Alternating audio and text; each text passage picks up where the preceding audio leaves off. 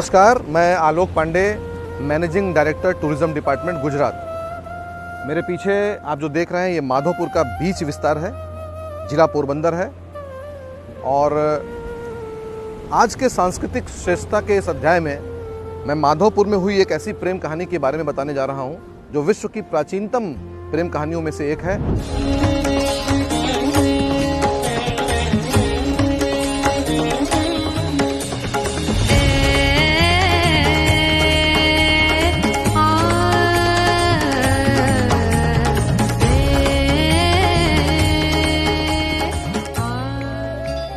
भारत के कई आधुनिक इतिहासकारों ने यह बताने का प्रयास किया है कि भारत की राष्ट्रीय एकता कभी रही ही नहीं, भौगोलिक एकता कभी रही नहीं। राष्ट्रीय, सांस्कृतिक और भौगोलिक एकता का प्रतीक रहा है ये माधवराय जी का प्राचीन मंदिर, जो आर्कियोलॉजिकल सर्वे के द्वारा प्रोटेक्टेड मॉन्यूमेंट भी है। महारानी रुक्मिणी अरुणाचल प्रदेश आज का पूर्वोत्तर राज्यों में एक प्राचीन राज्य था जो इदू मिश्मी जनजाति से संबंधित था, और वहां पर राजा भीष्मक की पुत्री महारानी रुक्मिणी थी। राजा भीष्मक के पुत्र जिनका नाम रुक्मी था, वो रुक्मिणी का विवाह कराना चाहते थे जरासंध के भतीजे शिशुपाल से, और उसके पीछे उनकी राजनीतिक महत्वाकांक्षा थी।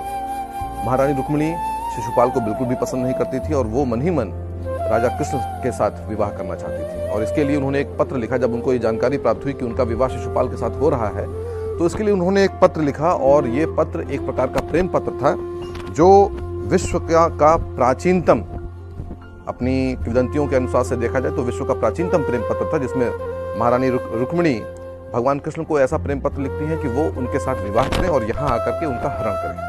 पत्र प्राप्त करने के पश्चात तुरंत कृष्ण भगवान, जो द्वारिका में थे उस वक्त, एकदम पश्चिमी छोर पर वो आगे बढ़ते हैं और जा करके आज के अरुणाचल प्रदेश के मालिनीपुरम और इस्मत नगर में एक स्थान है जहां पर इनका एक विवाह होता है, और ये मैरिज गॉडेस दुर्गा इसको सोलेमनाइज करती है। आज भी वहां पर आर्कियोलॉजिकल एविडेंसेस इस तरीके से प्राप्त हुए हैं कि वहां पर खुदाई में दुर्गा माता की एक प्राचीन मूर्ति प्राप्त हुई और छोटा सा टूटा फूटा मंदिर भी प्राप्त हुआ। वहां से जब उनको लेकर के वो निकलते हैं तो रुक्मी उनका पीछा करते हैं। रुक्मी के साथ उनका एक युद्ध होता है, और इस युद्ध में वो रुक्मी को रुक्मिणी के कहने के चलते मारते नहीं है, मात्र उनका केश कर्तन करते हैं। कई भाषाओं में रुक्मी का तात्पर्य भी होता है केश को काटना, यानी बालों को काटना।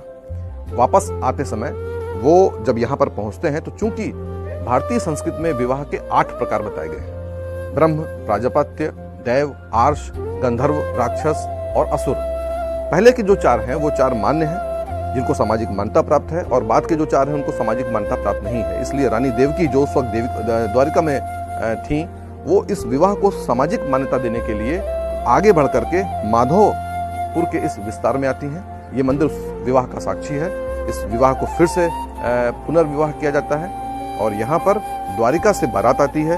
विवाह होता है 3-4 दिन का, और उसके पश्चात यहाँ से बारात विदाई होकर के द्वारिका, उनका जो राजमहल था, वहाँ वापस जाती है।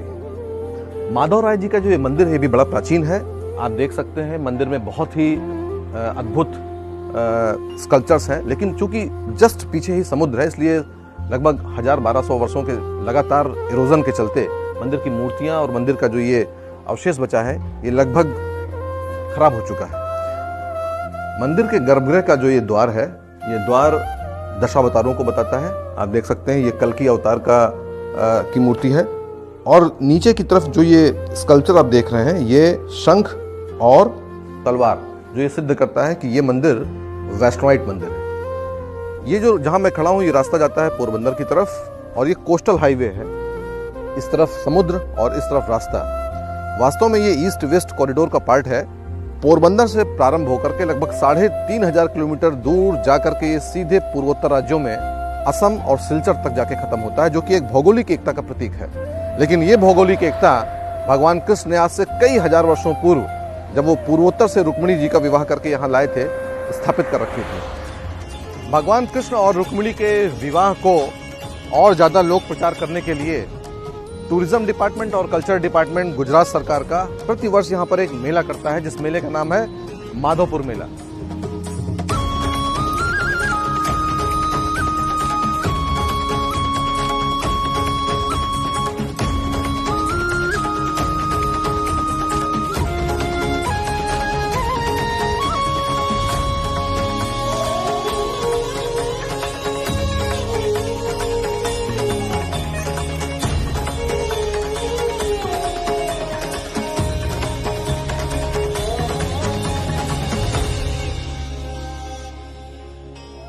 सनराइज ही नहीं, यहाँ का सनसेट भी बहुत ही सुंदर है।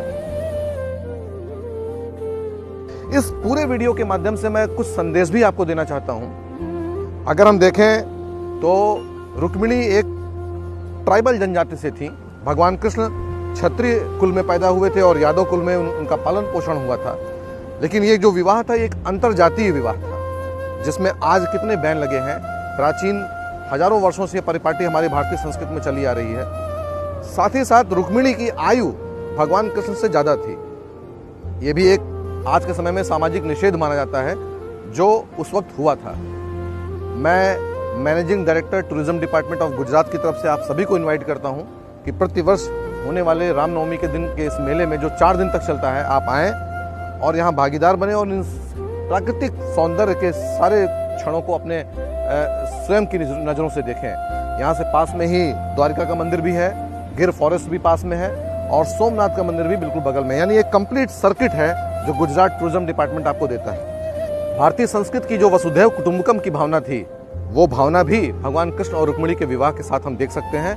पूर्वोत्तर छोर से पश्चिमोत्तर छोर पर ला करके विवाह, ये भौगोलिक एकता नहीं, राष्ट्रीय एकता नहीं, सांस्कृतिक एकता नहीं तो और क्या है। और सबसे बड़ी बात, प्रेम का उदाहरण केवल ताजमहल नहीं है, प्रेम का उदाहरण ये माधव राय जी का मंदिर भी है। नमस्कार।